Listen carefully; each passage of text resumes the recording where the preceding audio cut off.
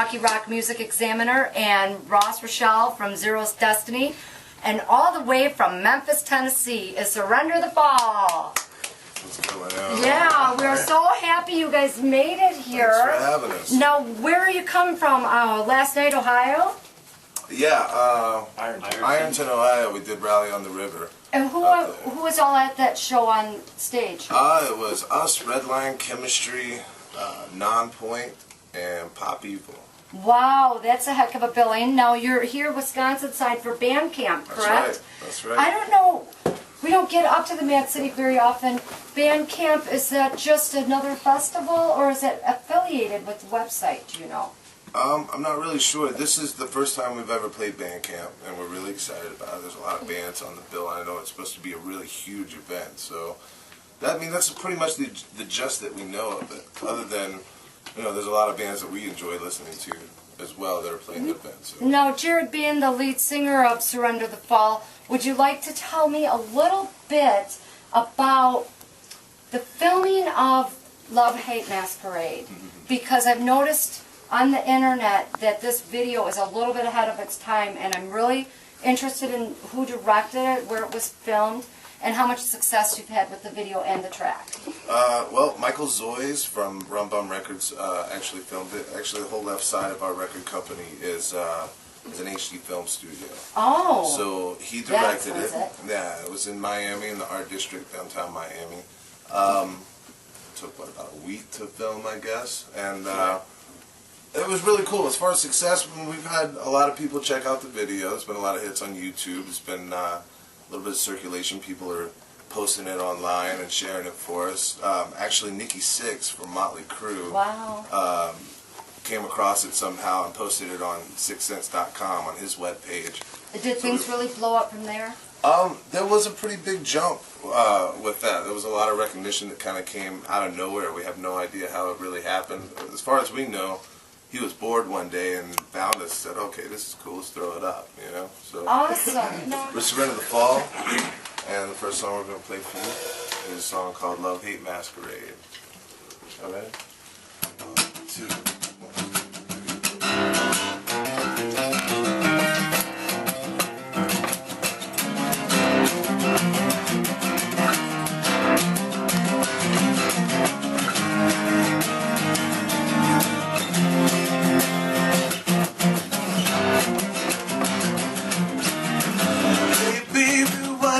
So sad, you've been a speaking of what you've been to bad.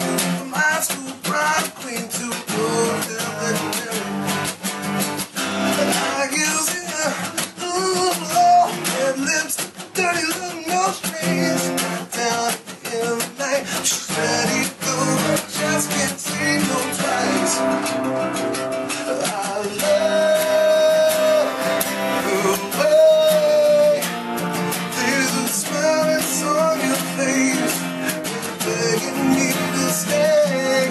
I hate the way there's no end to these games we play. This love hate masquerade. She's got a round face with a tattoo addiction, short skirt with a paranoid obsession, chain savvy with a plastic smile, with a look at the good times. I got her on speed dial, lost sense of security. She thinks that smile between the three until she leaves down at the end of the night. When she's ready to go, just can't see her twice. I love the way there's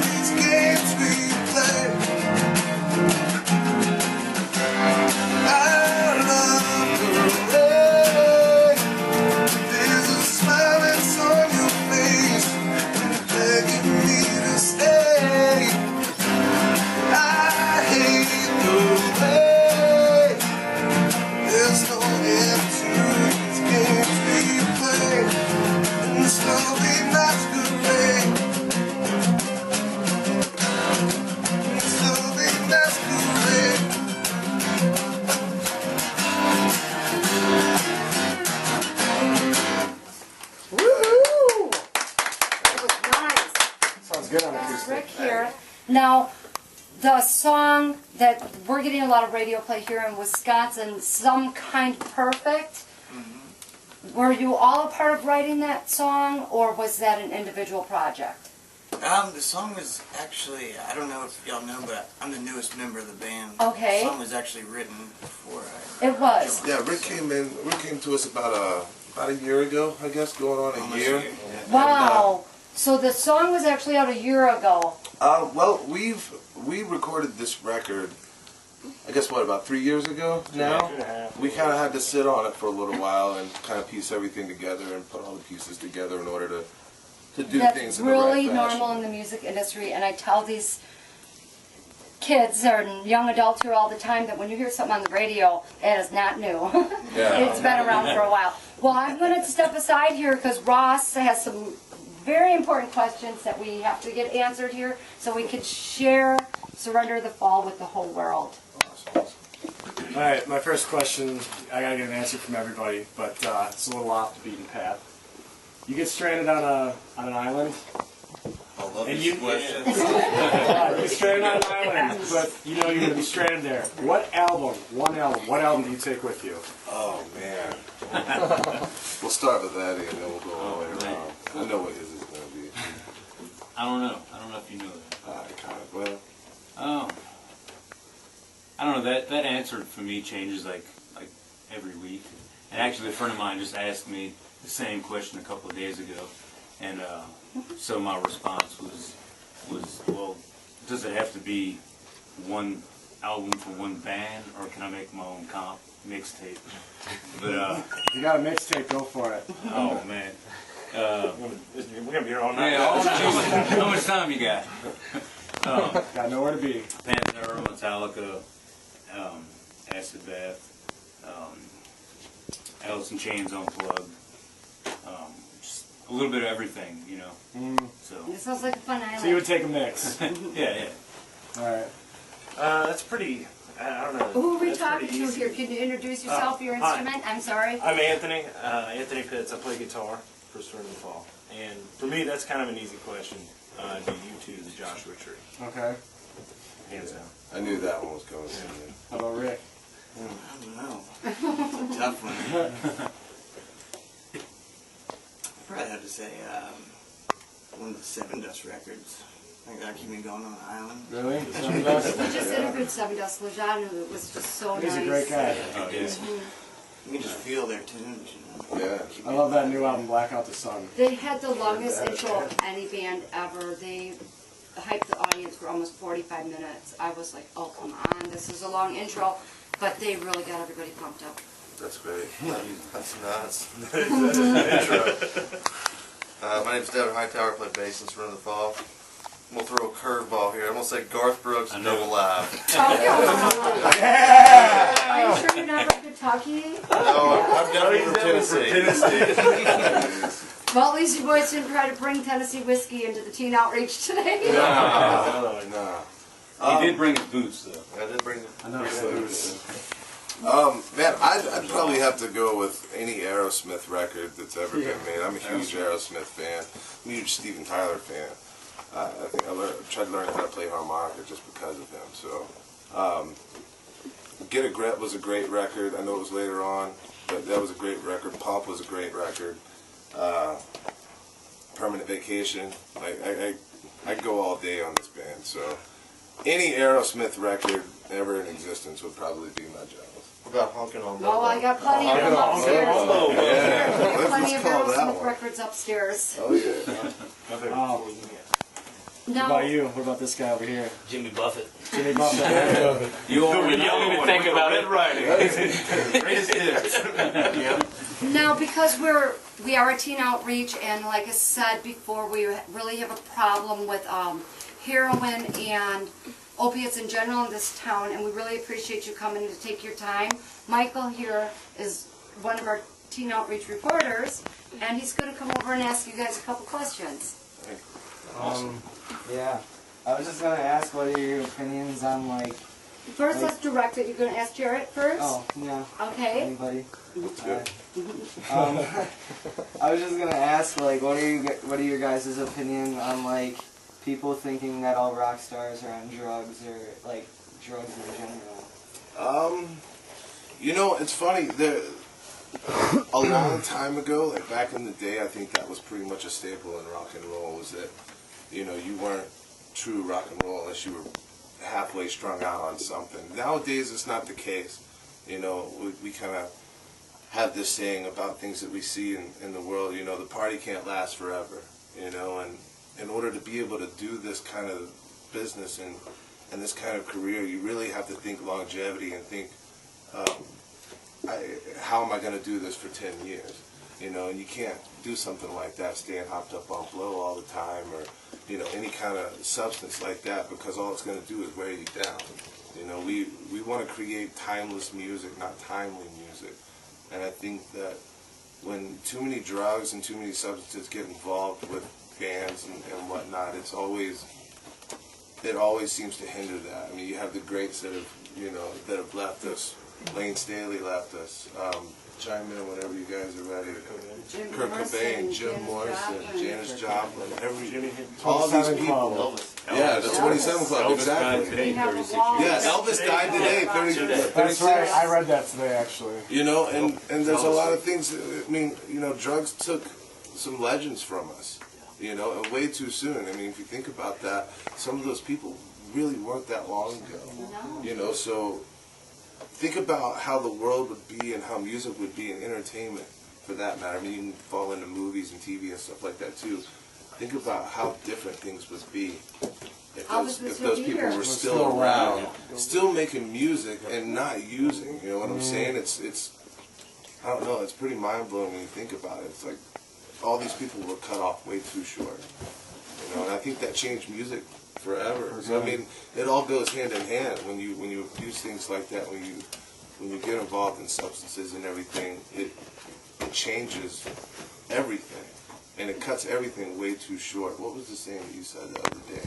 We were talking about someone, and he was just like, you know, she won't stay young and beautiful forever. Yeah. You know, you can't constantly be doing that and expect to live your life for the rest of your life. You know, you're gonna have it taken away from you. No junkie story has a happy ending. Yeah. You know, we've all been affected by that type of thing in our lives in one way or another. Yeah. I guess I wanted to ask, now the teenagers here get a lot of peer pressure, of course. We were once there at that day. Do you get a lot of peer pressure, Rick? I'm going to ask you, you're the newest member.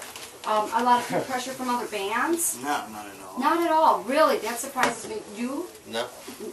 Like if you're backstage and somebody's going to have cocaine or somebody might have a Vicodin, you just say no, or is it just kind of not something you see anymore? I think the main thing, and I've told a lot of people about this in different aspects, but it's not like it was back in the day when it was Motley Crue and everything was so crazy and just like it's not like that anymore. Like going back to the question, or the answer before, you know, if you want longevity in this business, then you have to do things the right way.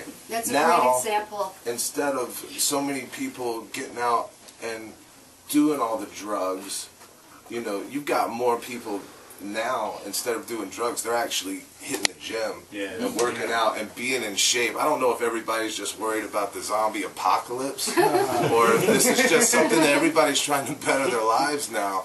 But you see more and more people actually really caring about, you know, their bodies and their minds and everything that's going on in order to be able to do this, because it's such a fast industry these days that you have to keep your mind sharp and on top of your game. Yeah. There's so much competition. In Memphis alone, you have 5 or 6 big bands coming up. Yeah, and it's always changing. It's always changing. You never know when the next person's going to step out of the garage and blow your mind away. Every time we go home from tour, I feel like there's some other band. There's a new band. Yeah. Like, oh, okay, you guys Memphis are doing music great. scene is really popping. Well, thank you for sharing that with us. Patrick here has something a little bit deeper and personal. He'd like to come in the camera. He's My name's Patrick one of our Dunigan. promoters. I'm a promoter with Promotions for Pennies, work with Kelly. My question for you guys is, I've seen a lot on your websites and Facebook and other places that you guys have dealt with tragedy. Not necessarily the kind of tragedy that everyone else deals with. things like Katrina and losing loved ones. And how I want to know how that's affected your music and you Katrina as in people. particular. You want to talk about Katrina? It's changed it almost completely. You know, like before the hurricane, when I was back home, I only wanted to play music that I wanted to hear. You know, it was kind of, I guess I was kind of selfish with it. I was only into pretty much one type of music. If it wasn't heavy, it wasn't anything to me. And then with the hurricane hitting and everything, and I met Jared through a couple of friends that had moved to Memphis. It kind of opened doors that I had this possibility of actually going further. You know, I could get out of just the garage. You know, so I had to kind of open my mind to different types of music and just kind of move forward with it. Get past it, yeah. And it just, I don't know, I kind of just started thinking and writing completely different and listening to all kinds of music. How long have you and Jared been Surrender the Fall? Going on about 8 years. 8 now. years, and now the 2 years on the road, or? What? About three. Yes, 3. 2.5. Yeah. Ross wanted to ask you a question a little bit about the road here. Sure. I forgot what question that You were was. going to ask about what's the favorite and what's the worst, or something? The best and the worst parts of being on the road. What do you look forward to the most? I know you probably miss home after a while. Yeah. The worst parts for me is missing home and being away from family and loved ones and stuff like that. I have a 3-year-old son at home, and so that's pretty tough for me. Other worst things, up until recently, like very sporadic showers. Sometimes you don't get to clean yourself up 90 as much degrees on the every day road. for 3 months? Yeah. We were talking about laundry earlier. Yeah, and laundry and stuff like that. Small things that you don't. Well, you guys are parked next to the laundromat. Yeah. They check that out. Yeah, absolutely. Love's gas stations and Walmarts are awesome. Yeah, Love's are great. Meeting new people, being able to talk to people, and really just kind of getting other people's heads about, you know, if they've either heard about us or not. Just meeting all these new people that we meet and we come in contact with every day, being able to exchange stories and stuff like that, you know. Going back to what you were talking about with experience and tragedy, we've all kind of dealt with little things here and there, and you know, it's really what's the word? It's really different when you're able to come in contact with people and talk to them about things that have happened, and they relate that situation to the music that we write and the music that we perform every night. It becomes a spiritual connection and does. adventure. It does. And You know? any time, I mean, we're talking about, you know, substances and heroin and opiates and stuff like that, but music is the opiate of the masses. It is. It's something that everybody can connect with and something that everybody can draw in and really take influence from, you know. And, you know, like even for us, man, when things happen while we're on the road, you know, that even changes our music because it puts us in a completely different headspace when we get on stage, and maybe certain things come out a little bit differently because of that. Something that a lot of people, actually nobody really knows. I just recently lost someone very close to me, like, what, a week and a half ago. Oh, so sweet. And it was my son's mother. Oh. And she dealt with a lot of things in her previously in her life. A lot of drugs, a lot of things like that, and was ultimately the result of me gaining custody of my son when he was 6 weeks old.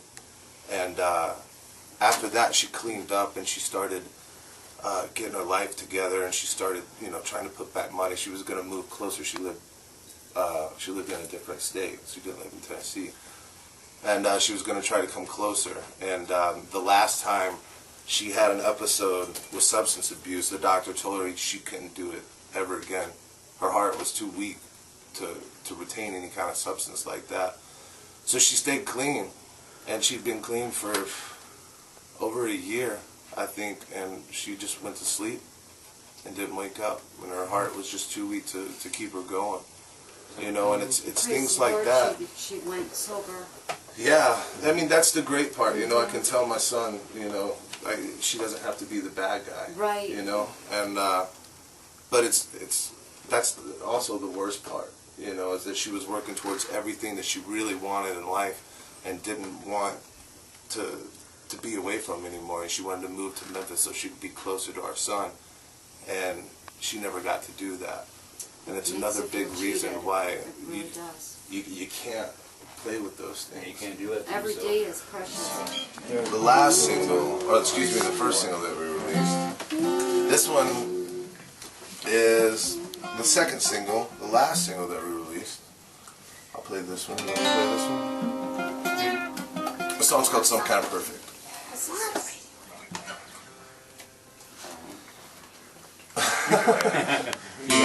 I don't want to hear the words that you have to say. It doesn't matter anyway. I don't want to know your reasons why you're changing your seasons now, and you're forced to let go somehow. At least I smile when you broke me down. Never choked on the truth, I still choke on your words somehow. But all you ever wanted to be was some kind of perfect. I followed my dreams, you were falling apart. Ripped out the seams, another story, a static start. But all you ever wanted to be was some kind of perfect.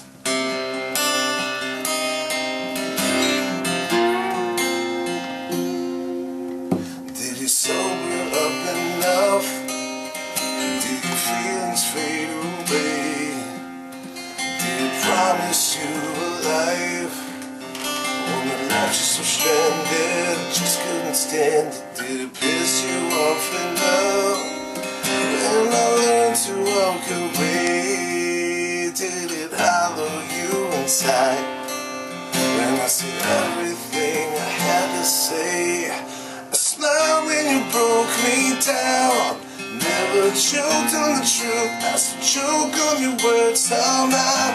But all you ever wanted to be was some kind of perfect. To follow my dreams, you were falling apart.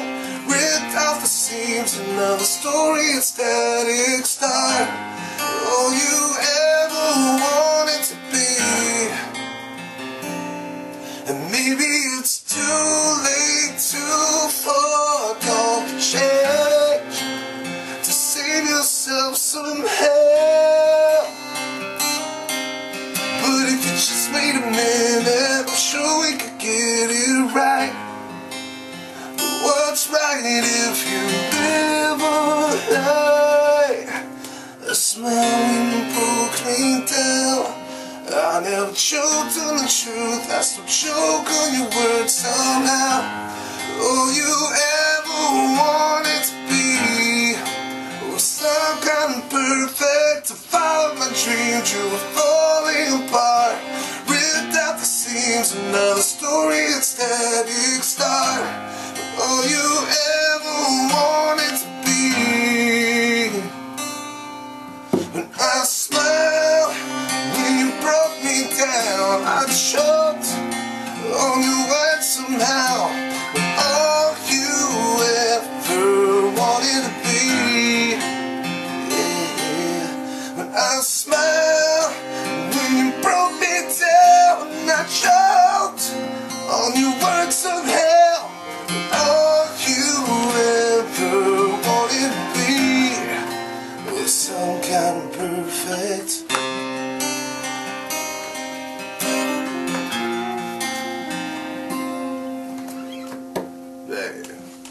Awesome, and I know you've been fussing that all day. Did you guys want to, while we walk you to your tour bus, stop and get a coffee, or were you going to get? It's the best. It's He's the winner. That's the winner right there. What is it called? It's not international coffee. Yeah, you can't get the tunnel right now. Events occurring in your lives have obviously affected your music writing, and what we would like to tell our fans here at Rocket Fun Music is how can we get your album, and how can they reach you on the social media networks? Well, of course, if you come to a live show, we'll have our records there. You can pick them up there. We're on iTunes. We're on Amazon. I'm sure we're on a bunch of pirated sites as We well. just Google Surrender the Fall. Yeah, Google's your best friend in that way. There's a surrenderthefall.com. Yeah, surrenderthefall.com. You can check out everything there. Facebook / Oh, sure. Okay, go ahead. What do Get you, in the camera, Michael. You're good. Alright, so in the 80s and stuff, there's a lot of poppy music, and like Nirvana and all those grunge bands and stuff just like slammed through the front door and were like, yeah, we're here now, screw you, like techno, whatever you want to call it. And like now we have crappy music again. Like dubstep. Yeah. I gotta live with it. What? Or Skrillex. Do you think that like rock music or some alternative band will, or like genre of music will ever like rise to the top? I think so. Yeah. I think that it's going to take the right artists with enough mind control on themselves and enough, just enough heart with the whole situation to really stand up and do things differently. And that's what rock and roll is really about. You know what I'm saying? When you get to bands that kind of take that same personality with either dubstep or techno or pop music or whatever it is, you know, they hide behind tracks a lot. They don't play their instruments anymore, you know, and for some reason that's become so accepted in this scene that it's almost normal. If you're not running tracks, you don't sound like everybody else that's playing live shows. For us, for Surrender the Fall, we've never ran a track. We'll never run a track because it's cheating the audience. If you can't do it live, you shouldn't do it. Exactly. You know, and I think, and that's another reason too why I think a lot of this culture is, or a lot of rock and roll or pop or wherever you want to go with it, has really taken the substance out of it, because you can't do that anymore.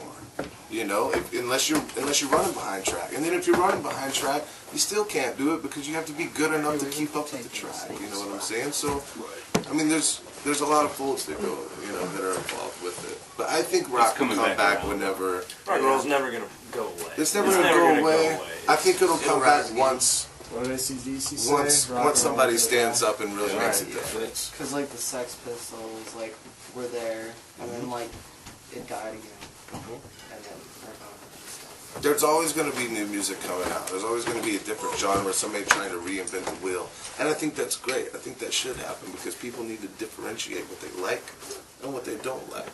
And it's okay to like things and not like things, as long as, I mean, you know, I respect a lot of things that these dubstep artists do. I couldn't sit behind a computer and make all that stuff work. Personally, I wouldn't know how to do it, you know? But I don't have the attention span. But I don't know. But it's a lot of work. But you know what? Some of them can't go and get behind a guitar and play the thing right, or get behind a drum kit and play it, you know, professionally. You know what I'm saying? They have to be behind that. And either way you go with it, music is music. You know what I'm saying? It hits people on many different levels. So. I have one more question for you guys. I also seen on your websites basically the phrase that you guys have done your songs, done the stage production, and done the merchandise. And would you guys encourage up-and-coming artists like Michael to do that first and then focus on the gigs? Actually, music first. Always. Yeah, music is always first. Always music first. Don't make a T-shirt. Don't name your band. Don't do anything until you're focused on your music. Yeah. That's what you're there to do. And I think to me, that's a problem that too many bands, and I think that's caused a lot, where you've got too many bands with a band name, a T-shirt, and no band. No music. All these great bands. We need a drummer. You want our T-shirt, we're still trying to find our drummer. And it's like, well, how do you have a band? How do you have a band name and a T-shirt and a sound? Exactly. I think the biggest encouragement to people that want to be in this business is to play every show that you can get your hands on, and always be available for the people that come to see you, the people that drive to see you, walk to see you, pay to see you, however they get there.